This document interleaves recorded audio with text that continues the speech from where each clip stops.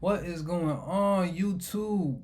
So, tonight we are going to be talking a little about technical analysis and kind of what I'm seeing as a beginner investor and learning investor trying to master technical analysis in a sense.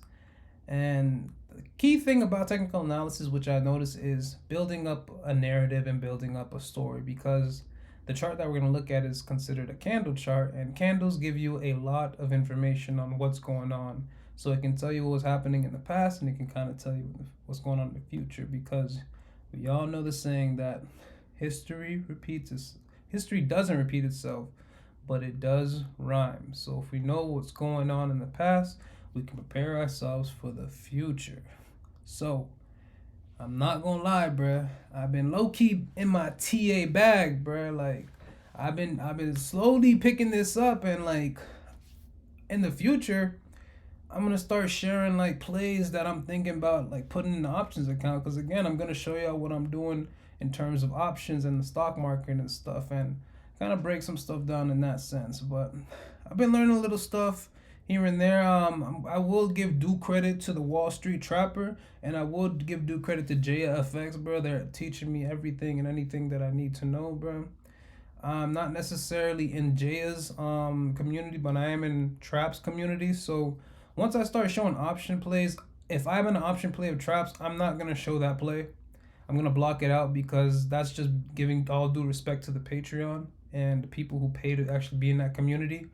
But I will be showing you guys my plays and the plays that I developed and kind of like how I learned how to trade with Trap and Jay at the same time. I'm kind of combining both of their knowledges and their most strategies so that I can create my own because that's what it is about trading. Trading is very, very much so tailored to how you think and how you move in the market in a sense. It's no way exactly somebody's trading is going to be the way you're going to trade. You're going to see the market totally different. We have two different sets of eyes. We have two different sets of biases, a different set of ideas, and different set of ways we assume things. So in that sense, you kind of take pieces away from people. It's like kind of when you're developing a specific skill. Like I'll use baseball for an example because I used to play baseball. I didn't copy anybody's swing in specific. I more so saw different things that were common in swings that I could add to my swing, but I didn't change my stance to like match anybody in exact. I didn't change certain mechanics that are true to what my swing needs to be able to produce.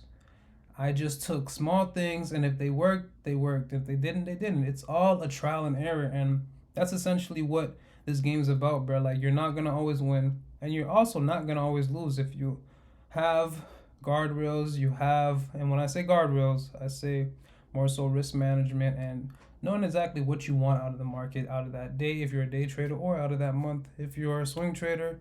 Whatever you are, just know exactly where you want to be. But I think I'm rambling. Let's get into the charts, y'all, man. Let's get into the charts, y'all. So, this is what I mean by we're in a kind of an indecisive market right now. We're gonna kind of talk about this area to this area, y'all. So, like, this is a little bit in the past. So, what is this? This is back in December over here, like in this area right here at this candle. This is in December, and then obviously we're here in February. So you see how like the market is kind of just going up and down in this one range. And in this range, this what I marked out is this says ATH, which is all-time high, PMH, previous month's high, PWL, previous week's low. Shout out to the Wall Street Trapper, bruh. He put me on to that. Like I think that's really good to like basically tell you what's going on and where's the market at previously and where it wants to be at. So I also have this marked out here on the bottom, previous week low, and then I have the previous month high with this purple line that's right here, and they kind of know each other, so I might just combine them because you know you can approximate them. But yeah, but you can see how they're staying in that range, in that same range, yellow and purple. Just let's say yellow and purple. You can see how it's just staying in that range, as opposed to when you look in the past. Because right now we're in the daily. See where my cursor's at? The D right here. daily. We're in the daily right now. So essentially, each of these candles is equivalent to a day. So if we go all the way back to April. So right here, obviously we're at a very, very, very low. We're at 482. Isn't that crazy, y'all? Like, let me give y'all some some what they say. They say tea. Boy, give me young you say y'all some tea, bro. Like, look at this, bro. We're about to damn near touch $700, and the market is at 485 at its low, 482 at its lowest back in April 2025. You saying, bro, you ain't put $100 to $1,000 in the market, you wasn't gonna make bread, bro, off this big ass swing? This is why we need to be in the market, y'all. It's too important. It's damn near detrimental to your financial health if you're not in the market, y'all boys. But anyways, yeah. So you see how the market is trending up? This is a bullish trend. It's going up, it's moving up. But you can obviously, when we do like a zoomed out view, how it's just bouncing through that zone. It's not climbing. It's no longer climbing. It's no longer climbing. There are no steps. It's just you're stepping on a step and then you fall in a pile of shit. You step on a step, then you fall in a pile of shit. It is just redundant back and forth of just not knowing what's going on. And that's considered a consolidating market, y'all. We are in a consolidated market, a place of fear, confusion, and not knowing what's up or down or left or right, y'all, to be honest. So what's causing this is essentially the AI bubble loom and stuff going on with China and Trump with Greenland and all the different geopolitical stuff going on. But I believe that it's mostly due to the AI stuff because we don't know what's going on with AI and whether we are truly in a bubble that is about to burst. Because we are in a bubble. I believe we're kind of like in a partial bubble in a way because we do still have companies that are performing and making money. Because in true bubbles, I believe that, not even I believe, in true bubbles, usually it's when the companies more so aren't making bread and people are becoming wiser to like, okay, these people aren't making money. And I get the argument that there are people who are saying, which I do believe, that there is this kind of like flywheel thing going on where you have this one company invest into this other company and invest into this other company and then invests to the first company and then the first company invests back into the second company and the second company invests to the third company, the third company invests right back into the first company. It's just a constant just recycling of money in one circle. So when people start catching on, I guess, to that, and they're like, are these people really making money or are they just kind of like sharing the bag? They're like, here, you take the bag, and you take the bag, no, you take the bag. I forgot there was like this like thing on this video on like Dumb and Dumber or something, I believe, or whatever that video was. But yeah, that's essentially what's going on, and possibly maybe people might notice it. And then on top of that, there's different AI capabilities and different AI companies coming out that are threatening ways of life of our everyday businesses. So for example, if you were, let's say like a software engineer, bro, like this is like the main thing they're talking about. How essentially like a lot of vibe coders are coming out, bro. Like essentially so people are going to college and they're learning how to code, they're learning how to do all these things that possibly AI may be able to do with the fraction of the cost, because why don't I just pay and buy a system that and go for like a membership or a subscription that will just have my own personal coder who has no emotions, can work whenever I want it to do, and it'll work overtime and I won't have to pay it any extra money. Why wouldn't I want that as a business? It's way more efficient. It probably will drive my margins up. It probably be way more beneficial than having like a whole human and dealing with actual emotions, actual people problems, actual salaries. It's just the whole thing. I think business owners would just rather use subscriptions, which they kind of already are. AI is integrated in a lot of businesses now. They're not integrated in all businesses, but definitely making some headway. But these kind of AI is threatening a lot of people's ways of life. And that's an issue because if that's the case, then what's the point of like human engagement in those spaces and investing in those companies? Because essentially, if I can just create an AI that will just grab me the information or things that I do need that a company has been built up for specifically, then that turns out that that company has become redundant. And what's the point of investing into a company that's redundant? It's not going to make money. I might as well throw money at this thing that's basically 10xing performance in a sense.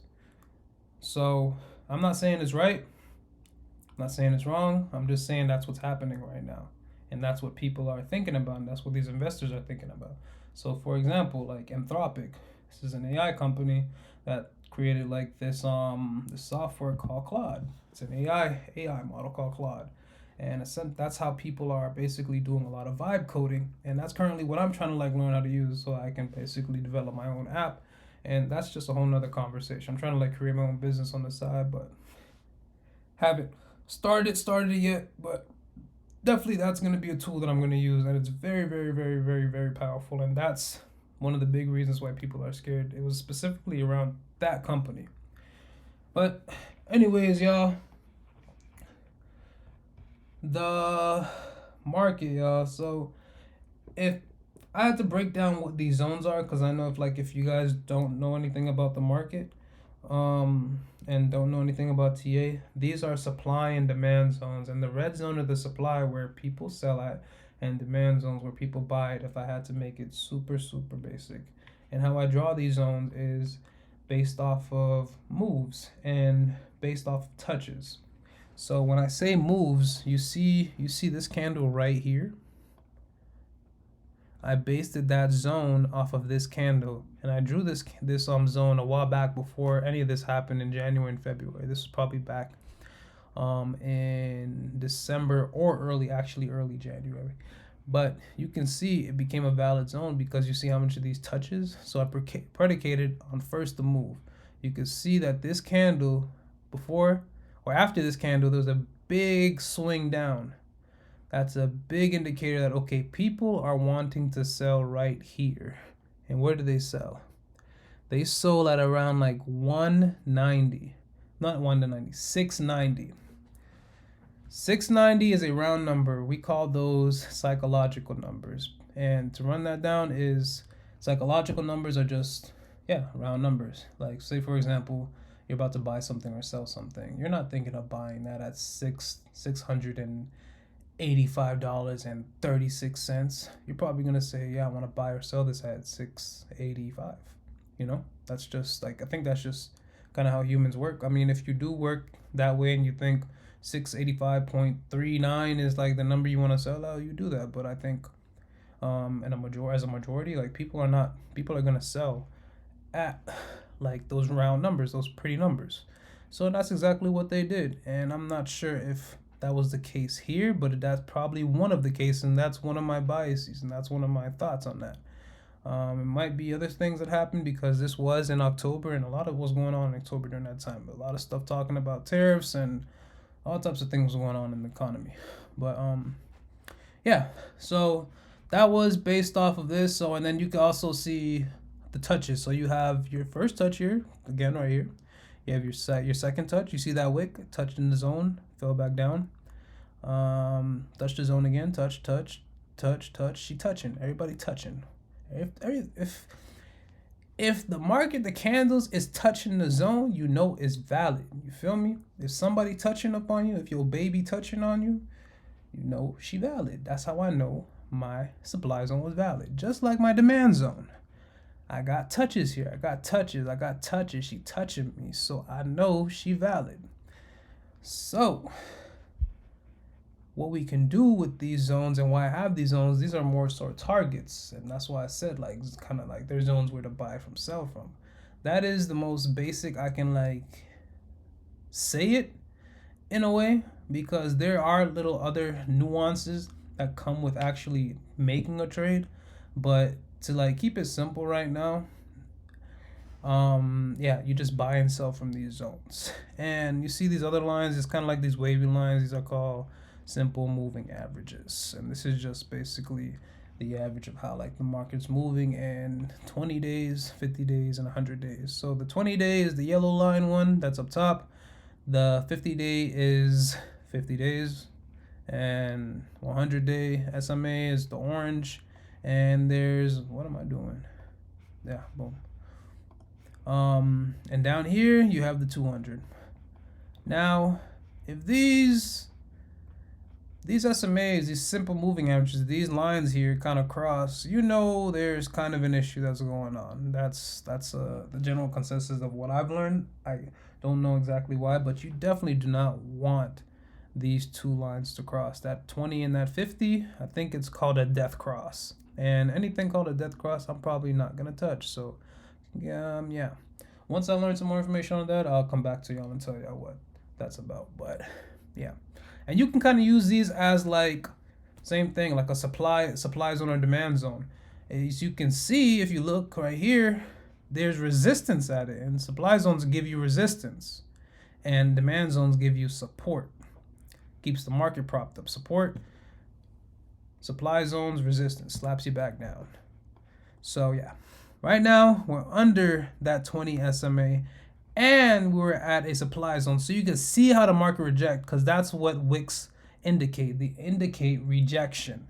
So at a point, the market was all the way up here, but they got into that supply zone and touched that 20-day, and the seller was like, what are you doing up here for real, bro? Like, you're not supposed to be up here, bro. Like, this is a resistance. Like, get the fuck, bounce, y'all boys.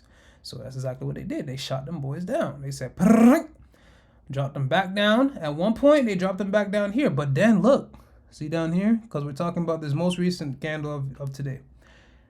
The buyers said, all right, y'all boys, y'all tripping. Like, okay, like, y'all not finna knock us off that hard, right? So it kind of wicked back up, and it not wicked back up. Price kind of moved back up and left this wick, and it just kept moving and moving and moving and ended right here. You get me? So they fought back. At a point, sellers shot them down all the way down here at the end of this wick. A buyer said, all right, y'all boys, let's pick ourselves up from the bootstrap and like win this candle. And that's essentially what they did. They won the battle. So when you get the green candle, the buyers win, and when you get the red candles, the sellers win. Obviously, the sellers was not having it. They said, what is y'all doing up here? And just brrr. And also, I don't think that really was the market kind of like saying like screw you. That was more so an economic event. Forgot what exactly happened that day, but that can also affect the market, y'all. Like, that's why I said, why I didn't even said it. The market is predicated on emotion, y'all.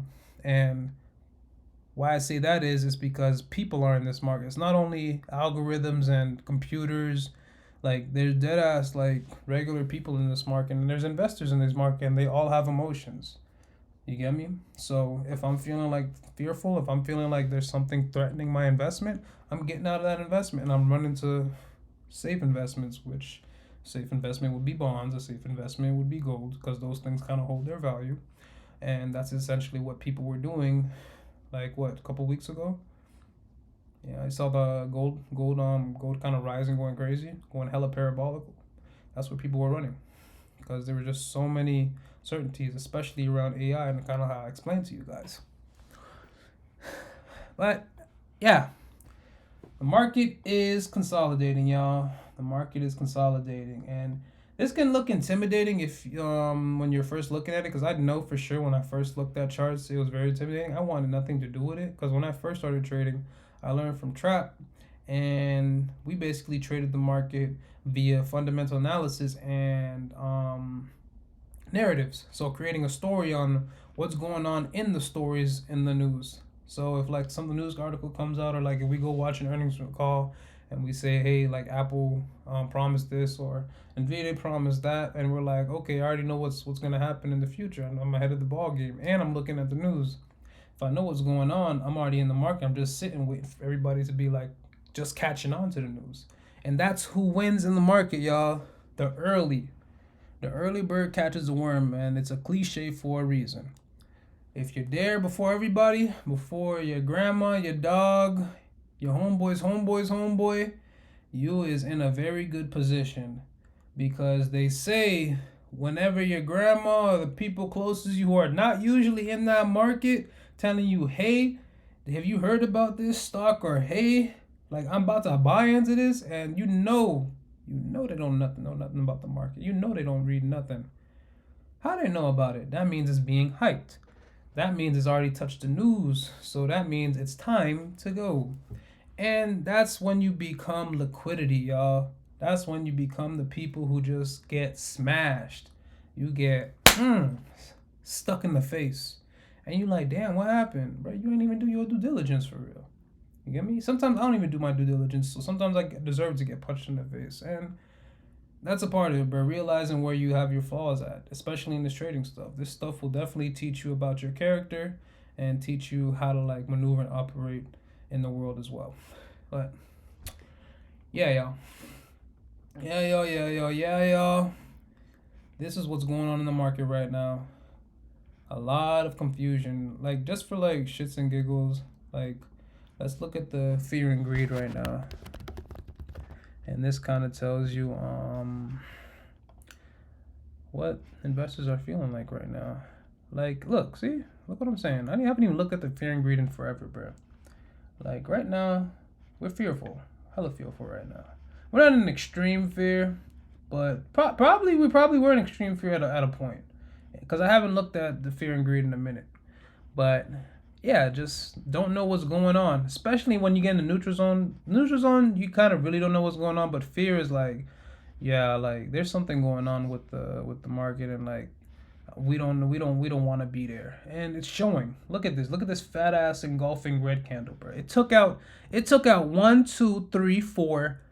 4 days worth of freaking progress, and the market was trying to pull itself back up from down here. It brought itself up, just boomed, like, ooh, okay, then we got something here. Especially if you weren't a trading this, you probably like, ooh, like I'm nice with it, bro. Like I do this for real, but you got to be very, very careful in these consolidating markets, which is what I've learned based off of what I'm from other people and other creators.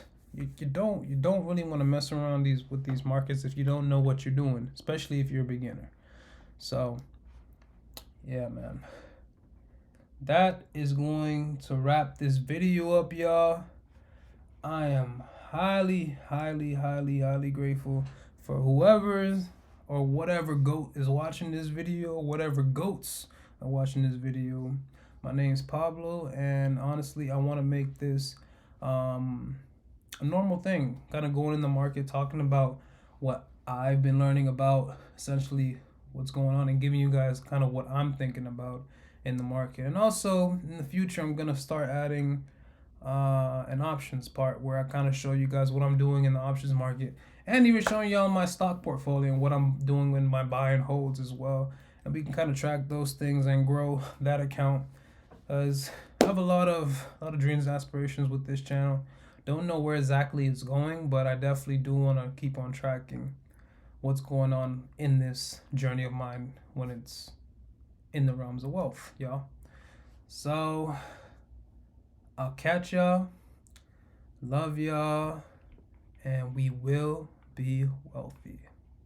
Peace.